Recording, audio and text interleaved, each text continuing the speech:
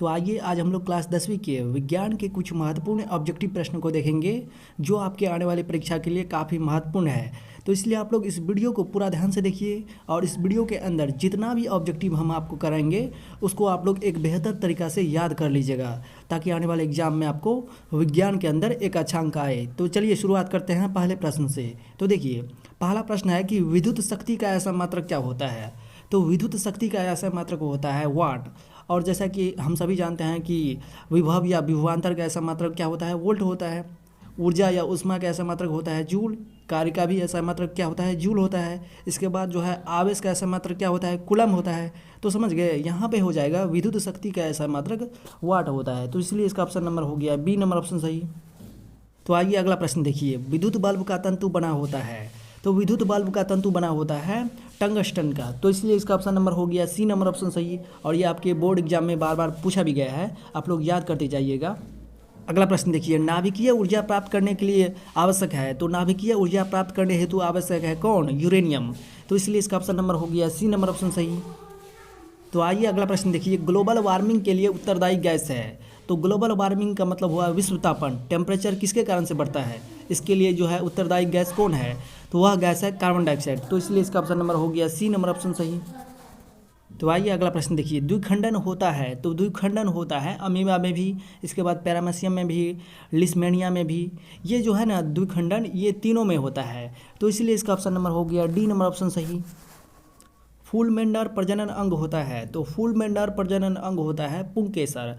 और फूल में जो होता है मादा प्रजनन अंग वो होता है स्त्रीकेसर। यानी कि स्त्रीकेसर जो है फूल में मादा प्रजनन अंग होता है और जो है नर प्रजनन अंग होता है जो है फूल में वह होता है पुंकेसर। तो इसलिए इसका ऑप्शन नंबर ए हो गया।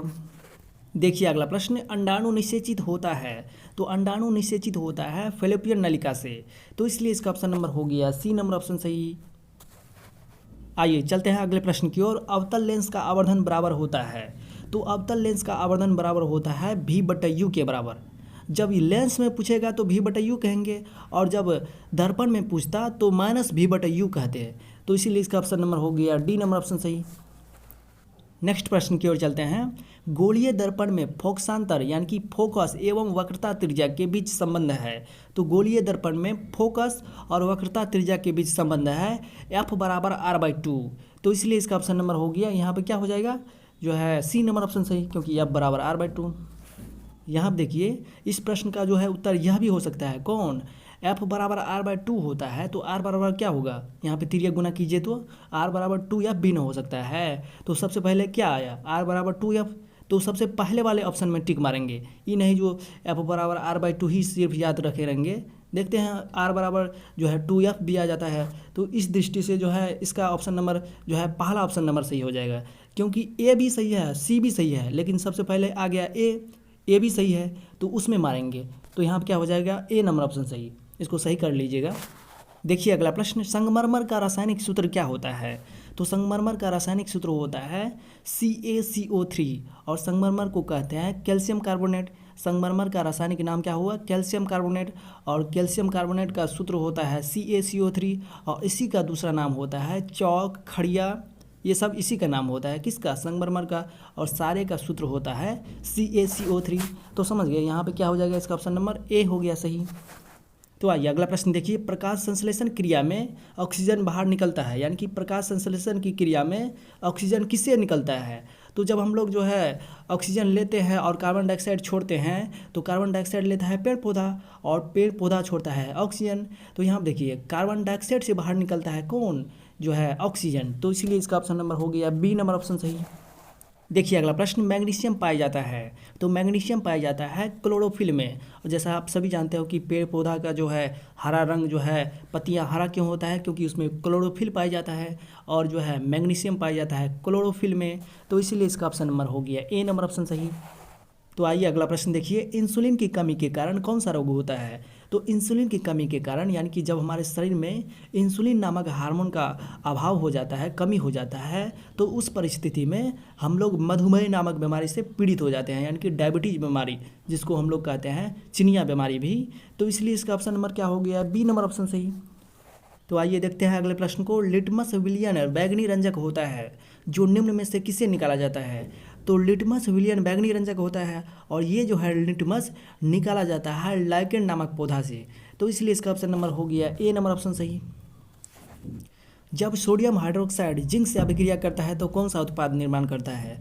तो जब सोडियम हाइड्रोक्साइड यानी कि सोडियम हाइड्रोक्साइड को NaOH भी पढ़ते हैं, NaOH जब जड़यन यानी कि जिंक से अभिक्रिया करता है तो वह अभिक्रिया करता है तो उसके बाद जो है बनता है NaOZN2 प्लस जो है हाइड्रोजन गैस उत्पन्न करता है। तो इसलिए इसका ऑप्शन नंबर हो गया सी नंबर ऑप्शन सही। सोडियम जिंकेट का निर्माण करता है। समझ गए ना इसके बारे में? तो देखिए अगला प्रश्न, किसी भी उदासीन विलयन का पीएच मान होता है। तो आइए सबसे पहले हम लोग जानते हैं कि उदासीन विलयन कहते किसको है। तो जब किसी विलयन में हम लोग अम्ल भी मिला देंगे, क्षार भी मिला देंगे, तो अम्ल और क्षार को मिला देंगे तो उससे जो है ना वह विलयन हो जाएगा उदासीन। ना उसमें अम्ल का गुण रहेगा और ना ही उसमें क्षार का गुण रहेगा, तब ऐसे विलयन को कहते हैं उदासीन विलयन। यानी कि अम्ल एवं क्षार के बीच अभिक्रिया कराने के बाद जो लवण और जल का निर्माण होता है, अब उसमें जो है ना क्षार का गुण रहा और ना ही जो है अम्ल का गुण रहा, तब ऐसे विलयन को हम लोग कहते हैं उदासीन विलयन। और उदासीन विलयन का पीएच मान होता है 7 और जो है अम्ल का पीएच मान होता है 7 से कम और क्षार का पीएच मान होता है 7 से अधिक।